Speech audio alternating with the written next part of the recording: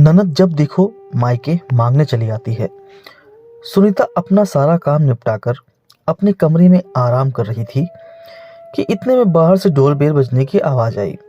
आवाज सुनते ही सुनीता बड़बड़ाती हुई दरवाजा खोलने गई, लेकिन दरवाजे पर शायद कोई बेसब्र इंसान खड़ा था। उसे बिल्कुल भी सब्र नहीं था, इसलिए शायद डोरबेल पर उंगली रखकर हटाना भूल गया। जैसे ही सुनीता ने दरवाजा खोला तो सामने अपनी ननद मीना को देखकर उसका मूड ऑफ हो गया। कहाँ तो सोचा था सारा दिन आराम करेंगी, पर अब तो हो गया आराम। हालांकि ऐसा कभी नहीं था कि वो ननद के आने पर खुश हुई हो या उसके लिए आगे से बढ़कर काम किया हो। नमस्ते, ननद को बस नमस्ते किया और हॉल में बिठाकर अपने कमरे में चली गई। वहां जाकर अपने पति वीरेश को कहा, चलो बाहर तुम्हारे कर्जदार आए हैं, जाओ जाकर उन्हें हैंडल करो। उसकी बात सुनकर वीरेश हैरानी से बोला, कर्जदार? कैसे कर्जदार हैं? मैंने तो किसी से कर्जा नहीं लिया है, फिर कौन आया है? उसकी बात सुनकर सुनीता मुंह बिगाड़ते हुए बोली, अच्छा फिर तुम्हारी बहन आए दिन यहाँ क्या लेने आती है? ना खुद चैन से रहती है, ना हमें चैन से रहने देती है। अरे दीदी आई हैं तो खुश होने की जगह ऐसी उटपटांग बातें क्यों कर रही हो? वीरेश खुश होते हुए बोला, दीदी तुम्हारी हैं, मेरी नहीं। और वैसे भी इन्हें मेरा संडे बर्बाद करके पता नहीं क्या मिलता है। अभी आप बैठे क्या हो, जाओ उनके पास, मैं थोड़ी देर आराम करना चाहती हूँ। अरे आराम करना है तो कर लेना, किसने मना किया है तुम्हें? तुमने पानी वगैरह तो पकड़ा दिया ना उन्हें। तुम्हारी बहन है, तुम खुद कर लो, मुझे आराम करने दो। सुनीता आंखें तरेड़ते हुए बोली। वीरेश उसके आगे कुछ नहीं कह पाया और सीधे कमरे से बाहर निकलकर बाहर आ गया। बाहर मीना को बैठा देखकर वीरेश उसके पास आया और पैर छूकर बोला, कैसी हो दीदी आप? अकेले आए हो? गुड़िया को भी साथ ले आते हैं। बस मैं ठीक हूँ, गुड़िया आज अपनी दादी के साथ मंदिर गई है। तू बता, तू कैसा है? मैं भी ठीक हूँ दीदी, आप बैठो जरा, मैं आपके लिए चाय पानी लेकर आया। मीना ने कुछ नहीं कहा, जानती थी कि उसका आना सुनीता को पसंद नहीं था, पर भाई के प्यार का मोह था। उस मोह में बंधी हुई थी, इसलिए हर महीने एक बार जरूर उससे मिलने आ जाती थी। मीना 15 साल की और वीरेश 10 साल का था जब मम्मी पापा का डेथ हुई थी। माँ पापा की मौत के बाद ताऊ जी ताई जी ने तो रखने से मना कर दिया।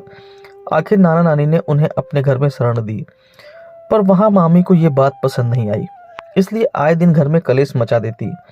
घर का अधिकतर काम भी मीना पर आ गया था। जैसे तैसे मीना की स्कूली शिक्षा पूरी हुई तो एक प्राइवेट स्कूल में प्राइमरी टीचर के तौर पर काम करने लगी। अब डिग्री तो थी नहीं, इसलिए सैलरी भी उतनी नहीं थी, पर जो भी था स्वाभिमान को बचाने के लिए काफी था और बस एक सपना के अपने भाई को पैरों पर खड़ा कर दे। पर इधर तो उसकी मामी ने उसकी शादी की ही लगा दी। ऊपर से नानी भी चाहती थी कि उनके जीते जी मीना की शादी हो जाए तो बेहतर है। आखिर उन्हें मीना के लिए मनीष पसंद आया और मनीष के साथ उसकी शादी कर दी। मनीष एक मध्यम वर्गीय परिवार का बेटा था जो राशन की दुकान चलाता था। इतना तो कमा ही लेता था कि अपना और अपने परिवार का पेट अच्छे से पाल ले। ऊपर से मीना भी टीचर थी। दोनों पति पत्नी मिलकर घर को अच्छे से संभाल रहे थे। इधर वीरेश की स्कूली पढ़ाई पूरी हो गई थी। वो इंजीनियरिंग करना चाहता था, पर इस दौरान नाना जी की मृत्यु हो गई। अब नानी तो खुद मामा मामी पर आश्रित हो गई थी। ऐसे में उसकी पढ़ाई का खर्चा कैसे निकलता? ऐसे में मीना ने वीरेश की पढ़ाई का जिम्मा उठाया था। इसके लिए मीना होम ट्यूशन तक लेने लगी थी। उसे अपने भाई को पैरों पर खड़े होते देखना था, इसलिए वो खूब मेहनत कर रही थी। पर उसे खुशी इस बात की थी कि मनीष और उसके सास ससुर ने कभी उसे इसके लिए रोका नहीं, बल्कि मिलजुल कर सब घर संभालते थे। इस कारण वीरेश अपनी दीदी जीजा जी का बहुत सम्मान करता था और आखिर उसकी मेहनत रंग लाई। वीरेश पढ़ लिखकर इंजीनियर बन गया और एक मल्टीनेशनल कंपनी में जॉब करने लगा। वही उसे अपने साथ काम करने वाली सुनीता पसंद आ गई और उसने सुनीता से शादी कर ली। सुनीता को मीना का घर पर आना बिल्कुल पसंद नहीं था। उसे लगता था कि ये लोग लोअर क्लास को बिलोंग करते हैं, उनका कोई स्टैंडर्ड नहीं है। कहाँ सुनीता और वीरेश का अच्छा खासा पैकेज और कहाँ मीना और उसके पति मध्यम वर्गीय परिवार के लोग। कहीं से कहीं तक कोई मेल नहीं था। ये बात मीना भी अच्छे से समझ रही थी। इस कारण उसने धीरे धीरे वीरेश के घर आना कम कर दिया। जब सुनीता और वीरेश ने अपने नए फ्लैट का मुहूर्त किया, तब मीना अपने साथ सुंदर बंधनवार लेकर आई थी। साथ ही नीम के पत्तों और अशोक के पत्तों के बंधनवार अपने हाथों से बनवा कर लाई थी। खुशी खुशी वो उस बंधनवार को घर के मुख्य द्वार पर लगाने लगी तो सुनीता ने टोक दिया, ये आप क्या कर रही हो? इसे यहाँ क्यों लगा रही हो? अचानक सुनीता के टोकने पर मीना एक पल के लिए बंधनवार लगाती लगाती रुक गई, पर फिर बोली, सुनीता, ये पत्तों के बंधनवार तो बहुत शुभ होते हैं, इन्हें दरवाजे पर ही लगाया जाता है।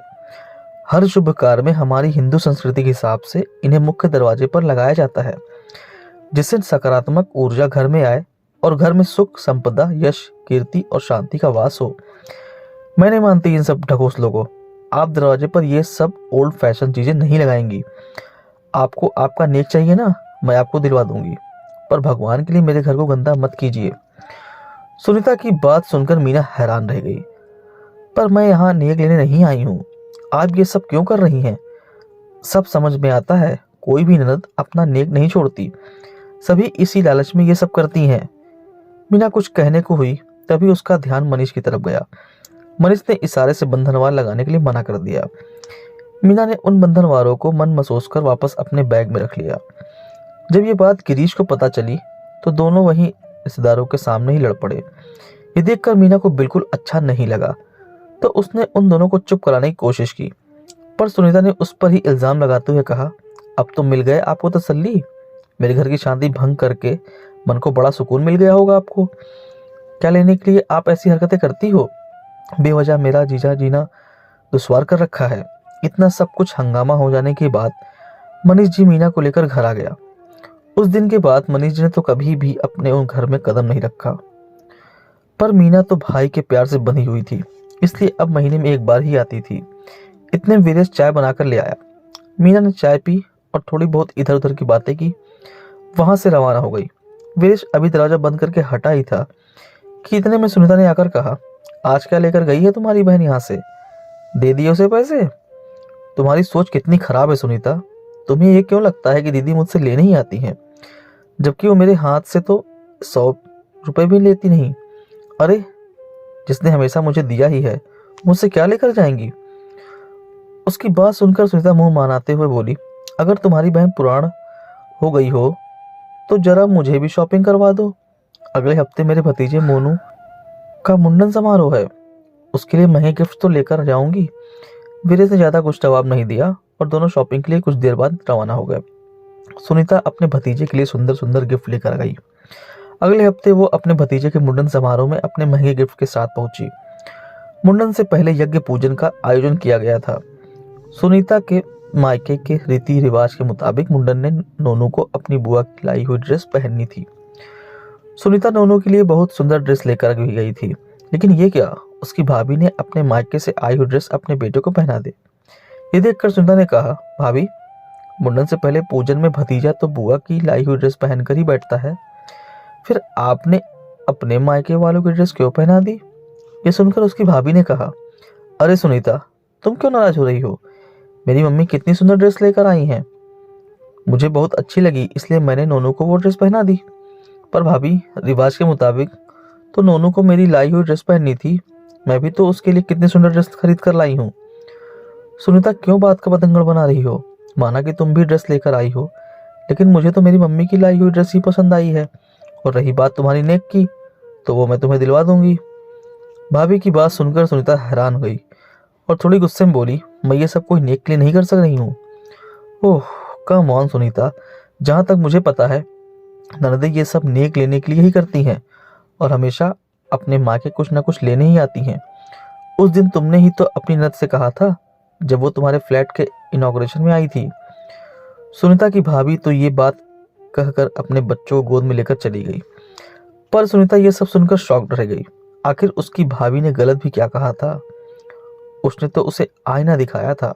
उस दिन उसकी ननद जिस जगह खड़ी थी, आज वो भी उसी जगह पर खड़ी है। सच है, कर्म लौट कर आते हैं।